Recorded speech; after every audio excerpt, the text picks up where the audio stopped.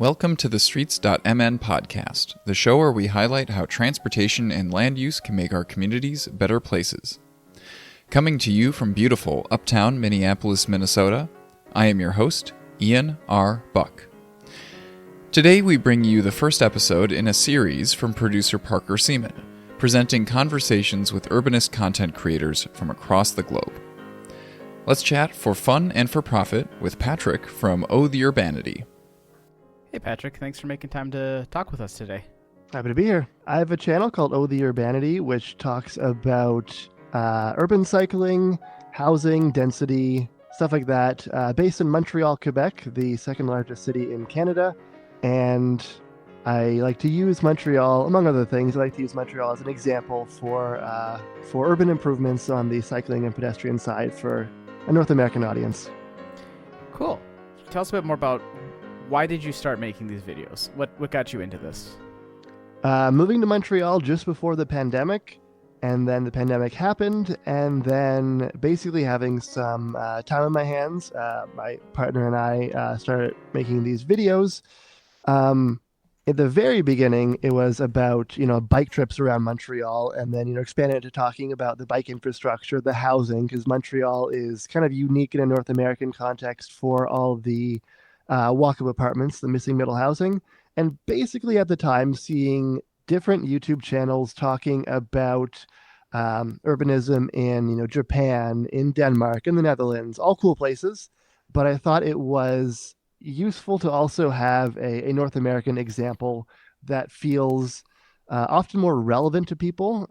Cycling here is not as impressive as it is in Copenhagen, but it's pretty decent, and it feels, if you're from Boston or Chicago or wherever else, it feels much more like, oh yeah, I could just copy that to my streets. And that's that's one side of the channel. I also talk a lot about housing policy, housing supply, more density, but on the cycling side, it's that. I love that you're presenting a city that is you're hoping has less of a they do it there, we can't do it here kind of vibe, where I have heard people in New York City saying things about well, that's Minneapolis, we can't do that here in New York City. And I'm like, wait, that's what people in Minneapolis say about New York. What are we doing here? It very much is reflexive. People will just look for any examples. It's well, that city's bigger than mine, we can't do that. Well, that city's smaller than mine, we can't do that. That city gets more snow than mine. Yes. And that's a very useful thing, because living in Montreal, which is the coldest and snowiest, across cold and snow, the most wintry, large metro area in North America, I do have the credibility that yes, winters here are very real. For comparison to Minneapolis, the temperatures are similar, but we get 50% to maybe twice the snow. Yeah, and seeing some of your footage of snow clearance happening in the bike lanes I am very impressed by that, the logistics of all of that. This city is very good at handling snow. The snow blower, the big machines that gobble up snow and put them into trucks, that was invented here, I think, in around 1910, 1920, something like that. Most cities in the U.S., lots of cities in Canada don't plow their sidewalks. I believe Minneapolis is included there, except for a pilot project. You guys can fill in the details on that. It's very small. But yeah, Montreal plows the sidewalks, and it's great. The density helps as well. Being a denser city, there's the length of the kilometer length of sidewalks per person is smaller, so it's easier to cover faster. But many cities in Canada also don't plow their sidewalks, like Calgary and Edmonton, and it's I don't know that I could ever live in a city that doesn't plow its sidewalks, especially with the stroller recently. Right. Yeah. So that kind of leads me to our next question. How has your channel changed from the start to where it is now? Has your focus changed at all? Has your approach to how you make videos changed? Yeah, definitely. There's a slow process of going from talking just about Montreal to covering other cities as well. Obviously, Montreal is my home base. It's easiest to get footage here. I know it the best, so I can talk about it most easily. But trying to cover more and more places, like I did a video not too long ago about the rates of car-free households in different cities across Canada, the U.S., Australia, the U.K., Ireland. Trying to cover more places because it's fun and because you reach a bigger audience like that.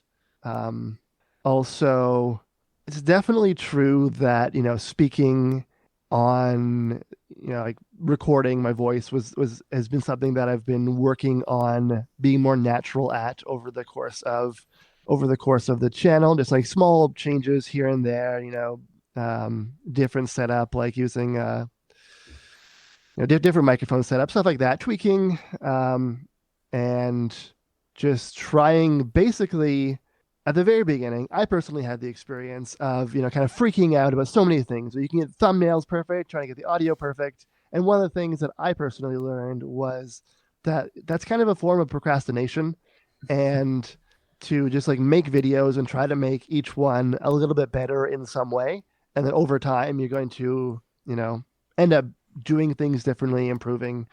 Another thing I guess to mention is that part of the strategy to make speaking more natural was to stop writing my scripts in a very paragraph way. Try to write it in a more conversational way.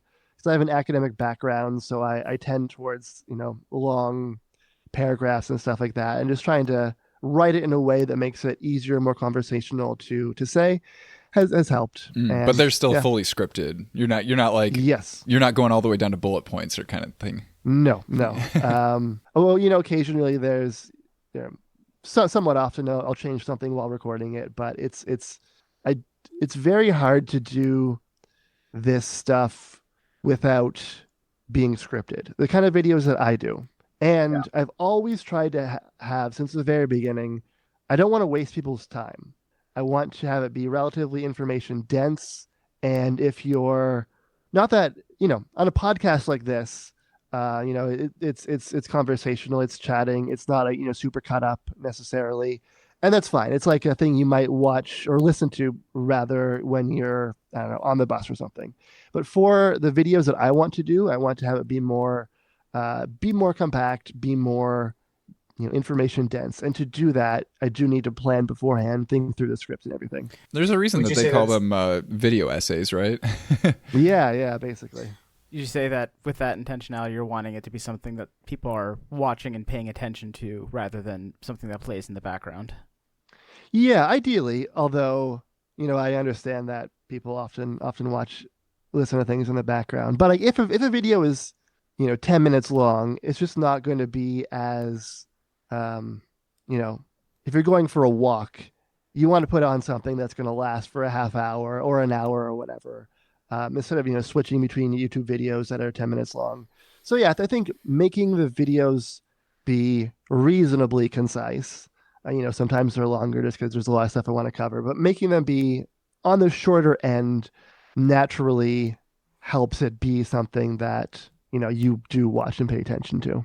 Also because I often have graphics and stuff like that, which on a podcast you don't usually have to see any of the visuals.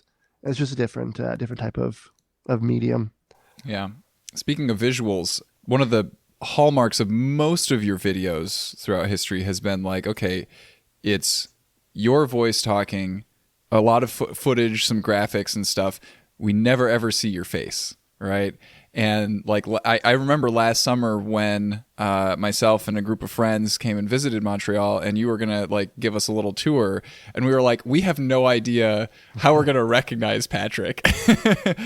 And then I feel like it was like a month ago you published a video where suddenly I was like, whoa, wait, there he is in front of his microphone on a black backdrop. Like that's a difference.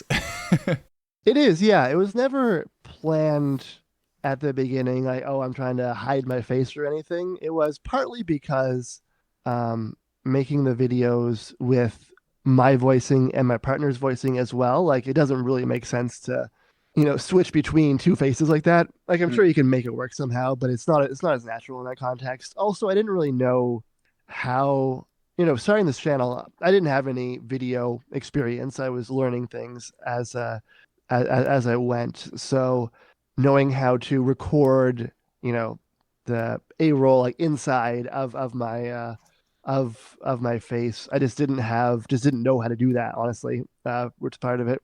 So I got this set up with the sound blanket and figured out I'm using a different camera now from what I usually use. But yeah, I just figured it out. I have a light up there as well.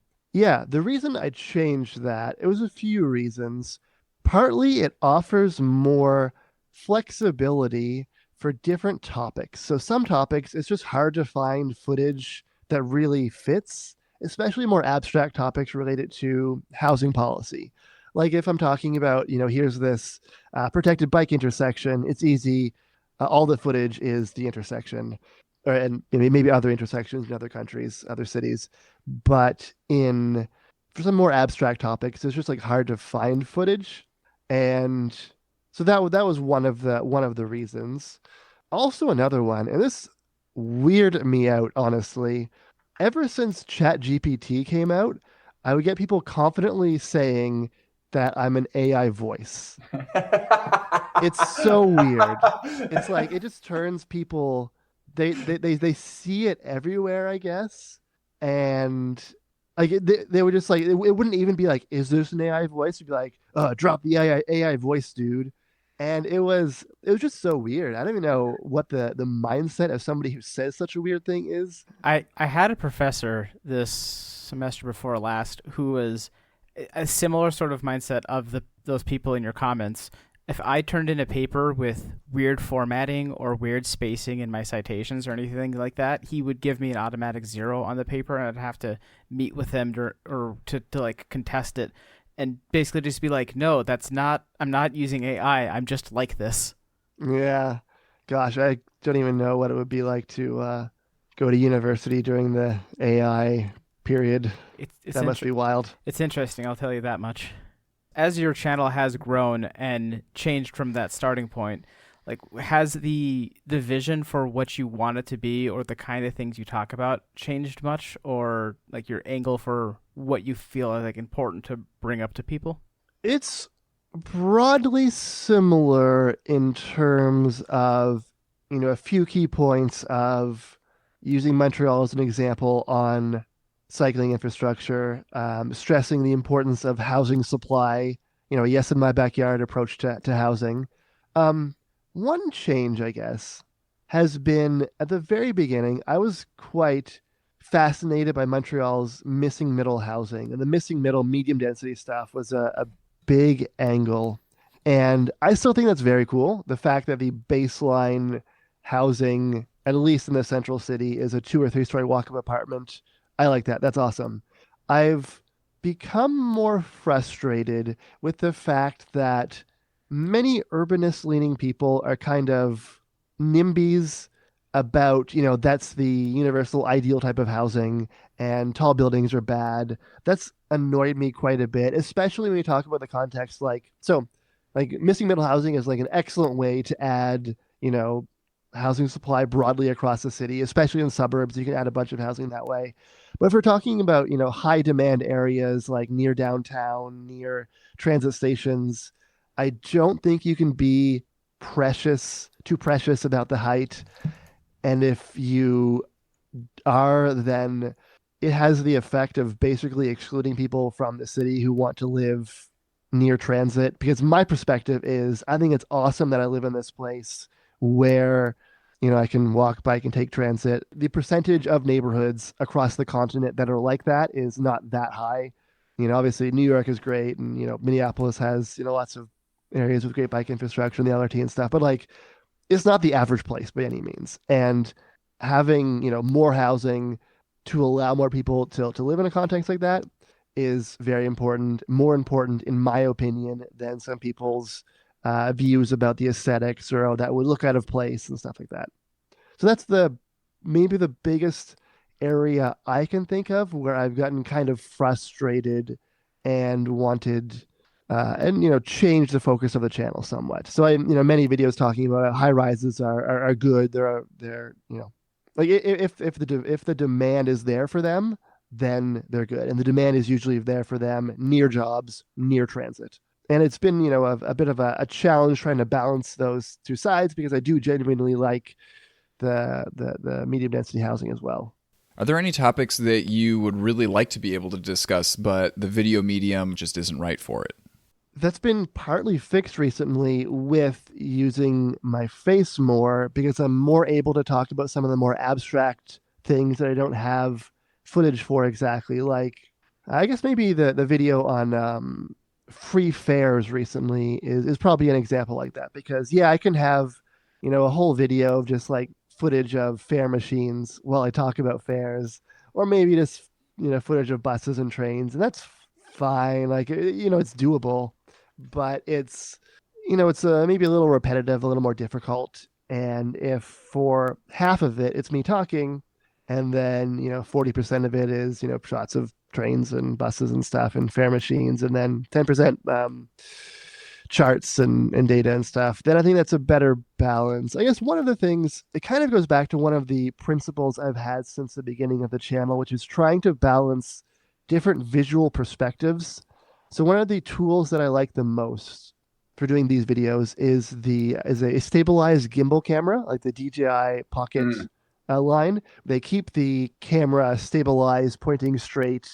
Allows me to take stabilized shots while walking and cycling. And I like to combine those. I use some drone shots to get perspectives of neighborhoods from above, and then use, more conventional mirrorless camera, zoomed in, to get different types of visual perspectives on things like bike infrastructure, like housing, and also sometimes Google Earth in there as well. And then I guess the adding in my face is just like another type of visual variety along those lines. How much time do you spend just like, all right, I'm going to set up a tripod and, have this camera pointed at this particular, bike lane for a little while? Yeah, what's your time commitment for like getting B-roll footage? It depends a lot. So sometimes I can just rely entirely on my catalog. I have, I don't know, 5 terabytes, 6 terabytes, something like that. Is that all stuff that you took? None of that's like stock footage? Entirely. Wow. No, I use very little stock footage. I use Google Earth some more than stock footage. I have recently been collecting some footage from other people. I put out a call for footage from different places, which I'm still trying to organize. And recently, again, some friends like Reese Martin from RM Transit, he gave me a bunch of the footage that he took in cities like London, Berlin, stuff like that. But the vast majority of the footage is just mine taken. I have, I don't know, 50 to 60,000 clips, I think. I haven't looked recently. You've got to have some kind of like cataloging software. Yeah, there's a program I use called Kino or Kino. I'm not sure how it's pronounced. Kyno, which allows me to tag it with the city, of course, the location if it's relevant, like the street, and then bike lanes, cyclists, winter cycling, stuff like that. Oh yeah, sorry. The other thing. So you asked how long does it take to film, and it is. So there are those cases where I can rely almost entirely on my catalog. There are, if I'm doing certain projects, like, here are a few transit-oriented developments around Montreal or something. That can be a few days of being out there filming, like almost all day, depending on like, how much I need to get. But with relying on my face more, I don't have to get quite as much footage, so it's a little less extreme. Also, in terms of using my face, it's useful for many of those videos about a particular place or feature, because I kind of think it feels like there's a bit more presence if you're there talking about it.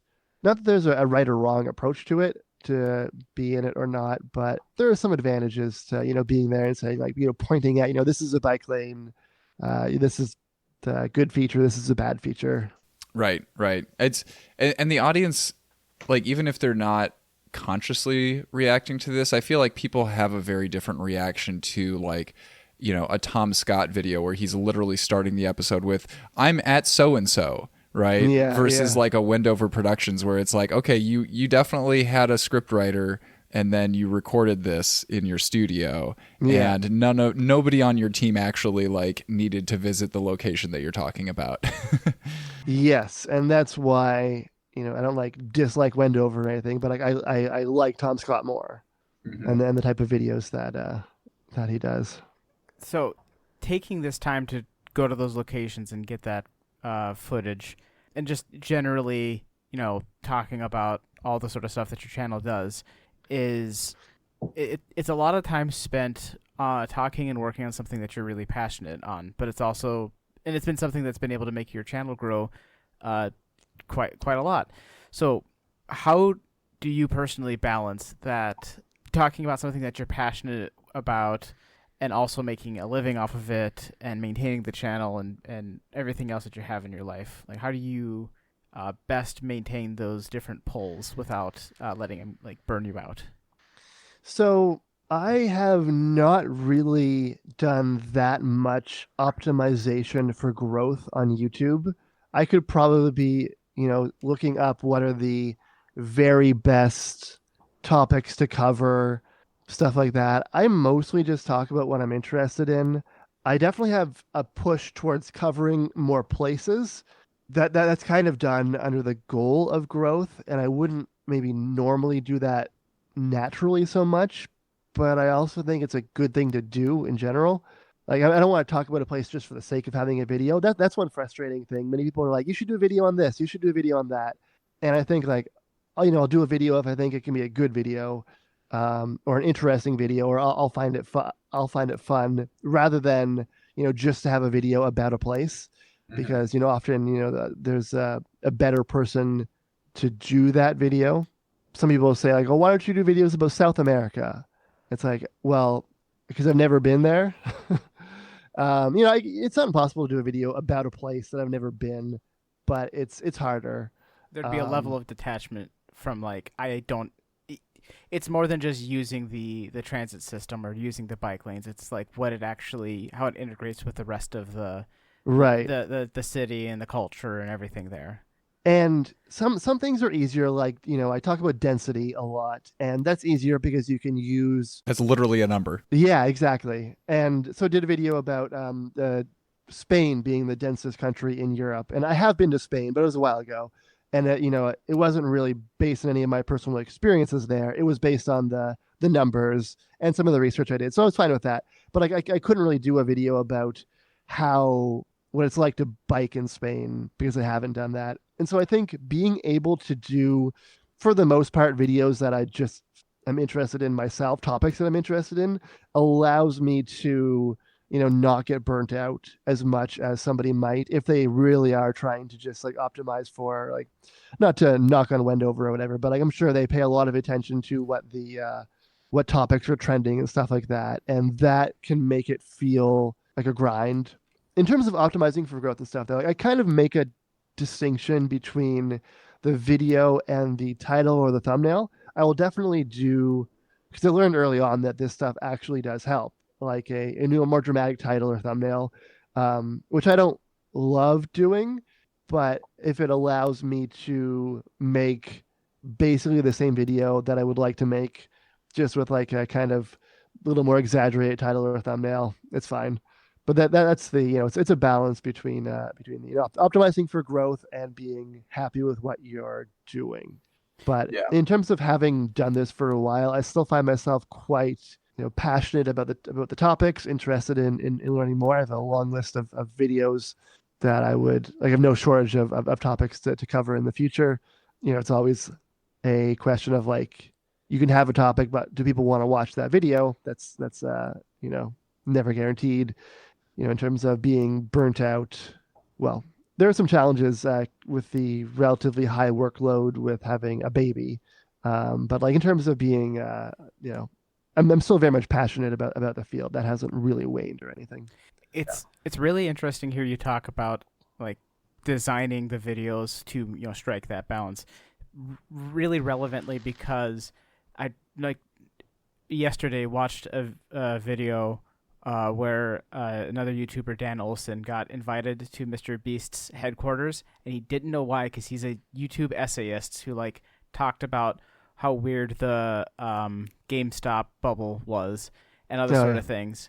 And one of the things he talks about is how Mr. Beast's channel will start a idea for a video by the thumbnail creation. And if the thumbnail is good enough, then they will make a video based on that. That is very much, that is a quote unquote good idea from the perspective of succeeding on YouTube. And that is not how I have really ever done it. Right. Because it seems like there's a difference between their channel's intent is how can I get to be as large as we can, as fast as we can, versus I just think urbanism, buses and bikes and trains are just neat, and I'll talk about that. And I guess an emergent part of this is the platform I upload this on has an algorithm that likes it when a thumbnail looks like a specific thing. I guess I can cater to that a little bit, but I'm still going to just talk about the thing I care about. Right. Everybody makes it's a spectrum, and everybody puts themselves somewhere in the spectrum. And I don't really judge people who go more towards the end of selling out. I just personally maybe watch them less. But if they want to optimize for that more, they're all personal decisions, honestly. And, some people might be more purists and judge me for having, some annoying titles or whatever. And it really is a personal thing. Like, you have to find what works for you. It's such a cliche. Everybody says it, but it really is true. And yeah, I guess on that, one of the, for people who are considering getting into stuff like this, one of the things that is really striking is, negative comments. You will get like so many negative comments, especially if you have, if you grow in views, and if you talk about some controversial things, like, bike lanes are controversial in most cities, and you really just have to learn to tune it out and treat it as noise. It's just part of the job, part of the gig. And I imagine it's also a difficult thing too, on the metric of you can't like completely ignore negative comments, because sometimes they're making valid criticisms and decent points, but there's also a large amount of them that are just inane stuff that isn't worth giving a second thought to. But then you end up getting stuck in it sometimes, because how do I sort like what is legitimate and what's not out at times? Yep. And if people are, it is very much, it's a challenge, because you just get like so many, and I'm a medium-sized YouTube channel. I don't have it the worst by any means, but I understand how big channels can go kind of crazy with this stuff. Like you get these mean, rude, very pointed comments about, whatever, like, obviously you're too left-wing, you're too right-wing, you look stupid, you're whatever. Like, I understand how it's easy to just put up a wall and, tune out all criticism. And that's why I think if you have some smart, thoughtful criticism to give, you are much more likely to reach them if you put concentrated effort towards, making it seem, non-combative. Like, start with, this was a good point, but I think this, or like, have you considered this? Being like, it seems annoying from the perspective of somebody who's trying to, make a correction on the internet, that you should have to do that. It's like, well, shouldn't the facts just speak for themselves? And maybe they should. But if you want them to pay attention to your comment among all of the others that they're getting, you have to make it seem like, make it clear that this is a good faith attempt at, coming to the truth. Because, like, honestly, it's just so easy to tune out stuff like that, because like so many comments that I get, I can respond to with just like, oh, you should watch till the end of the video.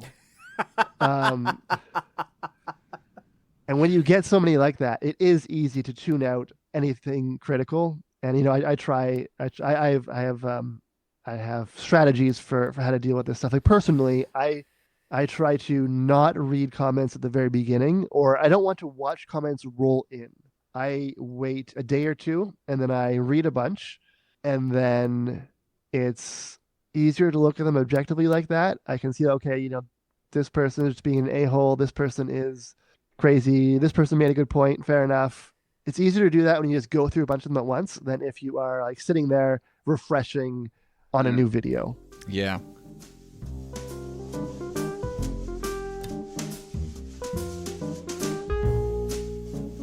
Before we continue with the episode, let's take a quick break in the Parklet. Streets.mn is having a springtime fundraising drive. As an all-volunteer nonprofit organization, sustaining donors are what keeps Streets.mn running and supports our mission to foster positive connections and inclusive conversations about better places in Minnesota. As a small token of our appreciation, this month, all new sustaining donors will receive their choice of a Streets.mn bike spoke card or a sticker that can be used to add some flair to your go-to transit card, or whatever else you want to use it on. Help support our mission with a sustaining donation today by going to streets.mn/donate.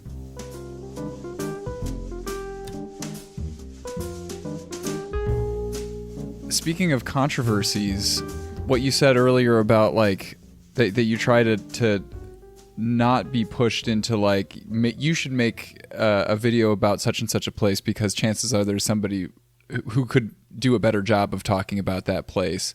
It reminded me of a couple years ago, there was a guy who made a video who was calling out urbanist content creators in general with the criticism of like, none of you ever talk about actual concrete, like, you know, policies or like concrete like projects that we should be advocating for. And I remember watching that video and going like, hey dude, we're here. You just don't know about us because we're making content that is so specific to like the place that we are. Like you don't live in Minnesota. You're not interested in watching a video about Minnesota. Absolutely. And like, you know, it's not happening. Like a lot of the local stuff is not happening on YouTube. It's happening on Discord. Mm-hmm. It's happening on blogs. It's happening on Facebook. And it's happening in real life. There's a pro-housing group in Montreal that had their annual meeting recently. We missed it because of travel. But like, yeah, YouTube is, like, you could do some of this on YouTube, but like, it's not the most natural place for a lot of this local organizing. And then like, you know, there are pro-housing groups in, you know, almost every city now. There are strong towns chapters, and those are the people. But like, I think he was talking about, I don't know, like Colorado Springs or something, like a smaller city. And I do agree that it is important that people don't just get involved in this space to be angry or watch videos. I think people should, at the very least, vote in their elections for whoever is the more urbanist leaning candidate or whatever, considering other priorities as well. But get involved in local groups. You know, a lot of involvement in local politics is, you know, there's kind of like a ladder of difficulty. There's, you know, voting is the easiest, and then, you know, often there will be let's say a bike lane project or a complete streets project that is up for public consultation. You can submit written feedback, and like you hear about all this stuff from your local groups. Mm-hmm. And I can't provide that for, like, I can provide it for a few cities that I know better and that I follow. Like I did something kind of like that for Edmonton, but like I can't do that for Colorado Springs or whatever. Right. It's like the what he wanted a focus on was fair, but expecting that from YouTube was not fair. And I don't know about Colorado Springs, but like, you know, like you said, these groups already exist for the most part in a lot of cities, and they're already doing it. And you just need to follow them to get involved. Yeah. And sometimes when I see, you know, people like City Nerd making a video about like Minneapolis or whatever, and you know, I simultaneously have a reaction of like, man, I wish that he had like reached out to somebody, you know, because we have a decent number of content creators here who could have collaborated on something like that. Yeah. But that is like a very high effort thing for, you know, at the very least it's like, oh, could you like direct people to some of the local advocacy organizations in the place that you just talked about? Yeah, that's fair. That's a little bit of research to do, but like, yeah. Yep. Yeah. So it's difficult because I, I totally get where you're coming from. Well, certainly in terms of directing people towards advocacy groups. In terms of reaching out to people, the problem is that it depends on the logistics of the trip. Oh yeah. Oh So, yeah. for example, we were in Toronto recently because of my partner had a work thing, which she was doing for 2 of those days. So I had one day to film stuff. And like I used to live in Toronto, I know it, so I don't like nobody needs to introduce me to Toronto and everything. But like, if that was a new city I'd never been to, Winnipeg or Milwaukee or whatever, like it might be the case that yes, I would like to spend more time here and talk to more people, but also within the constraints that I had, I did my best. And actually, this was yeah, like with a few years ago, I went to Miami because winter is very cold, and like we it would have been nice to stay longer to talk to local groups and stuff, but like it's like in that case it was just like our own money paying for the trip, so like we just didn't have. Right. Yeah. Right. You can't make your entire job be like, okay, we're gonna like hang out with Yeah. this local group for the entire week. Yeah. Yeah, like it's definitely good to do if you can. So, for example, went to Victoria, British Columbia, a very good small cycling city in the fall, and interviewed different people, including from the city. And like it is a good thing to do if you can make it work. But it was also like honestly quite stressful trying to balance that with visiting the city for our own leisure purposes, and especially with having a baby and not wanting to leave the baby to my partner for the whole time, like wanting to balance workloads. And yeah, it's good to visit places, and it's good to get that local knowledge when possible, but sometimes with the logistics of the trip it's difficult. The other controversy that we have on our list is when the Not Just Bikes guy said everybody in North America should just move away. Like that was a lot of people got up in arms about that. What was your take on that whole situation? Well, first of all, I have nothing against people who moved to other places. Like I didn't grow up in Montreal. I grew up in another part of Canada and I moved here. And it's perfectly fine. When I was in high school, I thought I was going to move to Sweden for university. It didn't end up happening, but like there's nothing wrong with doing that. My problem is just that that's not why the vast majority of people watch these videos. Like it's just not. And the way he was describing it, like, my channel's always been about trying to get people to move to the Netherlands. It's like, okay, how many videos have you done on the visa process, on learning Dutch, stuff like that? Mm-hmm. And he's under no obligation to cover any of those topics. But if he doesn't, he should understand like why people are watching his videos. Although I do understand to some extent how it can be frustrating for him to he moved to a place he likes better, totally fair. And then like people from other places, kind of want him to be their savior. And it's like, kind of like when I get, comments about like places, I've never been or don't know much about, like, I am not going to be the person who saves Colorado Springs. So yeah, I understand kind of some of the frustrations that not just bikes has about this stuff. But like, yeah, I think if you're going to move somewhere, you should recognize that is a relatively rare thing to do. Like, I've never looked into it, but like, I can't just like move to Europe right now. Right. Like I don't have legal status there, and like there are certain contexts where it is more practical. Like if you're a university student, it's generally more easy to get a visa to another country that way. But like, it's a relatively rare thing to do. Most people are not watching our videos because of that. And I don't think you should move to a place and then kind of like be so discouraging to the other people who didn't move because of family, friends, money, whatever, preference. And then, like there are people who didn't move that are doing this activism work in so many cities, in basically every city. Some cities are moving faster than others, but like, don't denigrate them, I guess. I guess the way I think about it, like, it is true that cities in North America are never going to be exactly like the Netherlands, but that doesn't mean that serious improvements can't happen.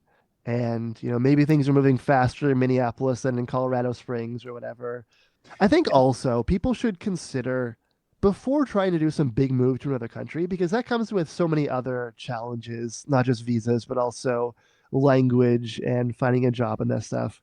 People should consider moving to a more walkable neighborhood within the city they currently live in, or at least, another city in their country first. Like we visited Chicago a few years ago, and Chicago was great. It's like, not as bike friendly as the Netherlands, but like it's a pretty cool place.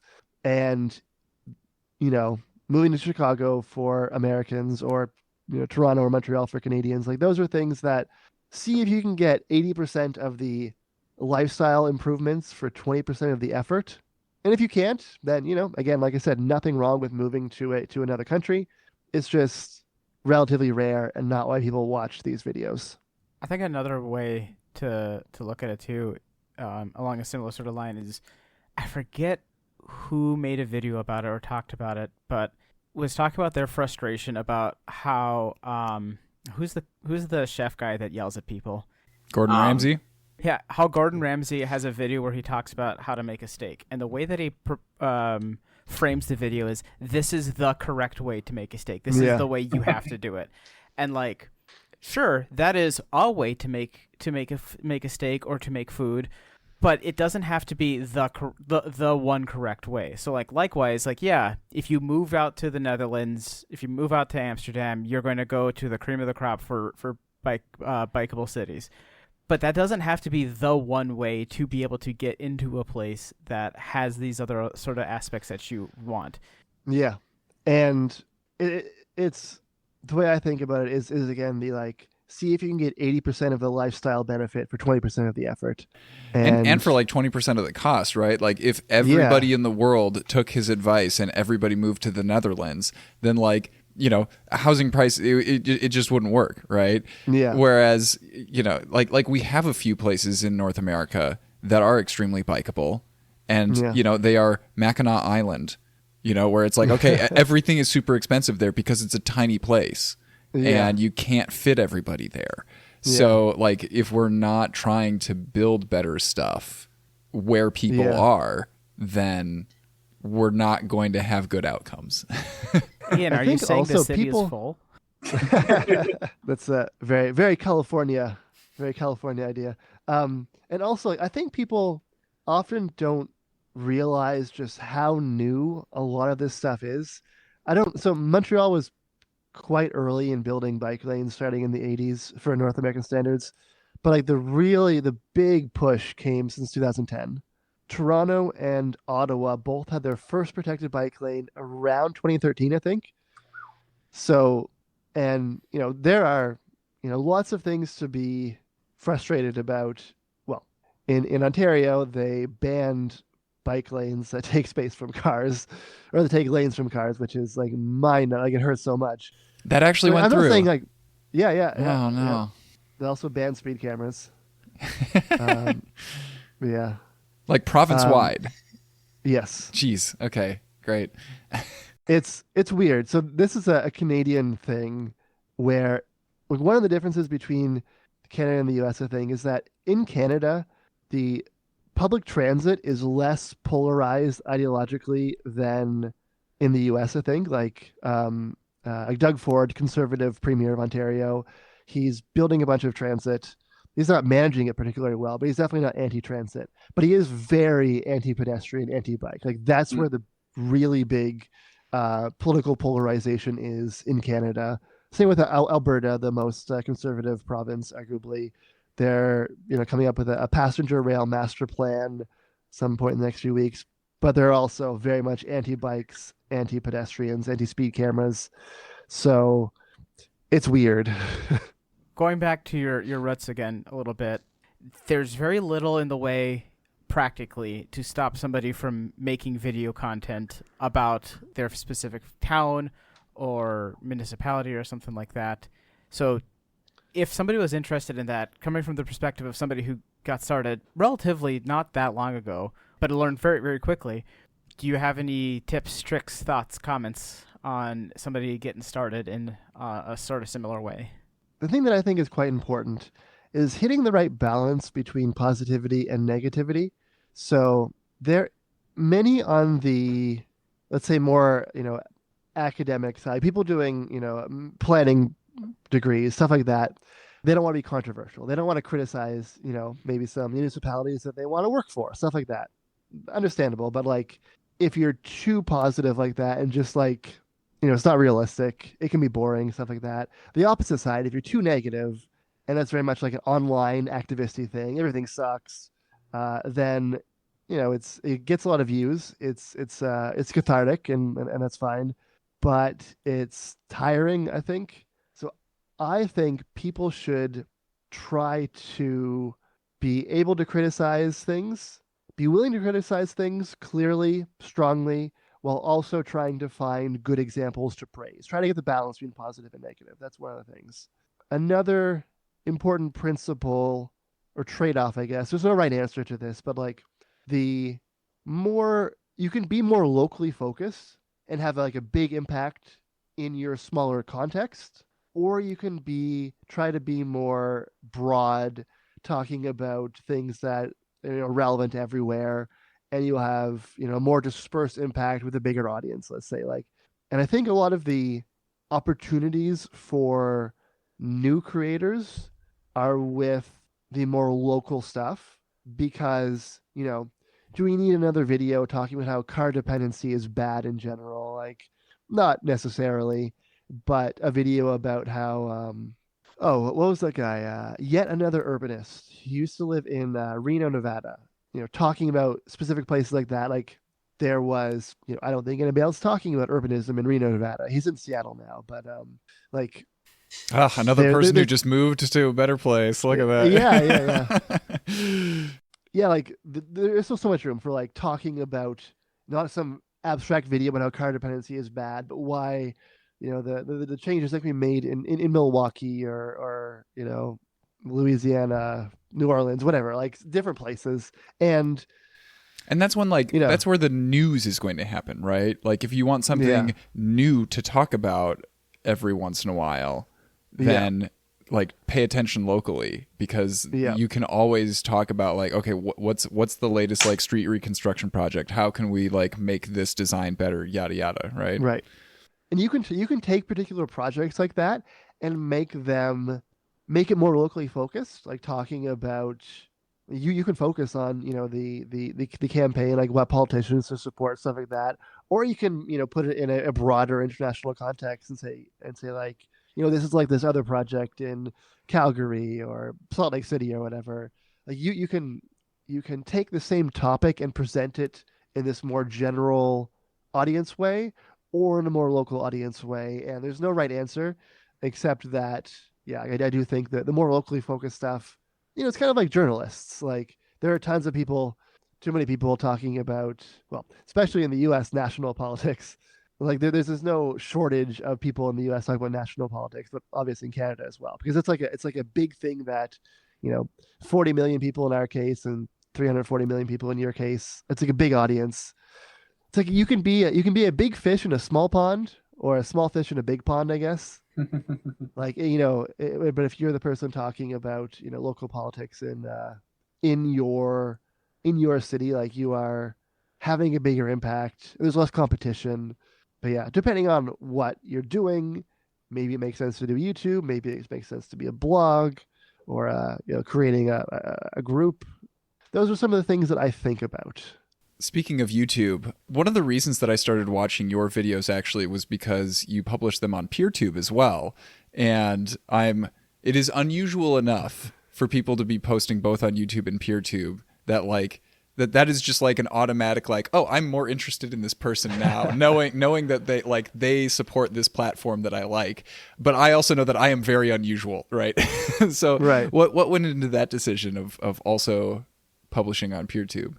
That is basically entirely because Paige Saunders, who is another local Montreal YouTuber, he runs a PeerTube hosting site. Is also like more generally Fediverse hosting, like Mastodon, different platforms like that, all on the Fediverse.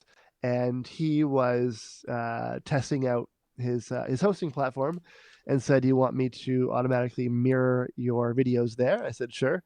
I think he's done it for a few other people, set it up for a few other people as well. Maybe Shifter, Tom Babin, and maybe Reese Martin, RM Transit, when he made videos. But yeah, it's thanks to Paige Saunders.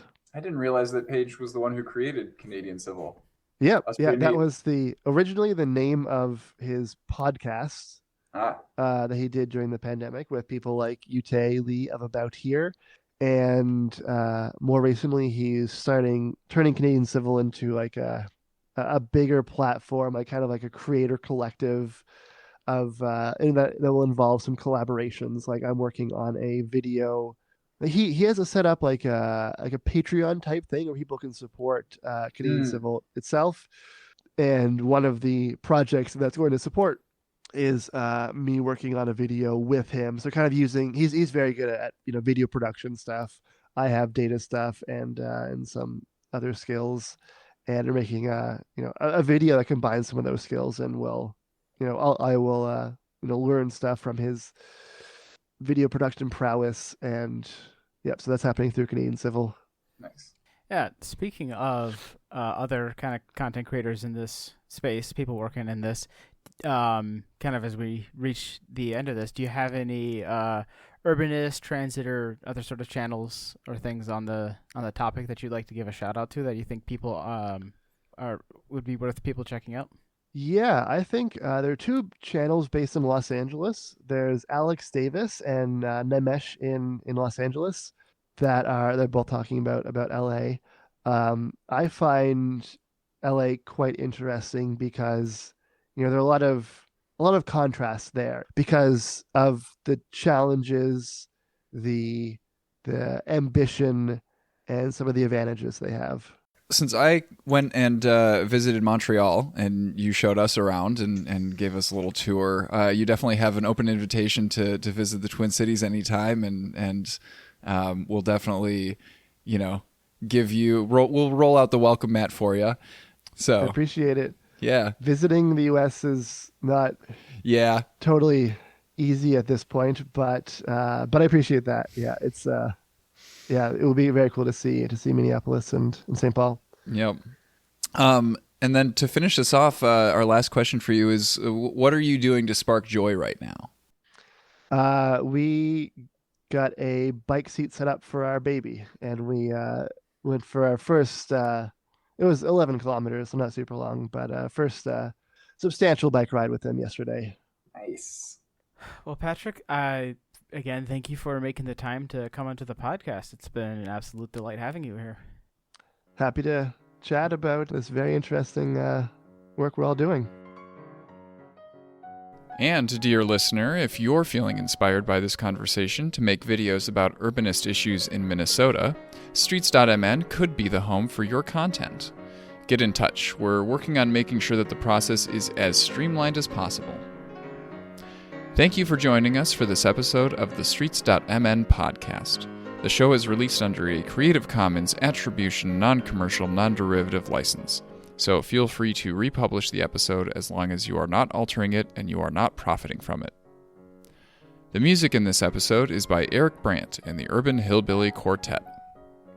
This episode was produced by Parker Seaman, aka Strongthany, and was edited and transcribed by me, Ian R. Buck. We're always looking to feature new voices on the Streets.mn podcast, so if you have ideas for future episodes, drop us a line at podcast@streets.mn. Find other listeners and discuss this episode on your favorite social media platform using the hashtag StreetsMNPodcast. Until next time, take care.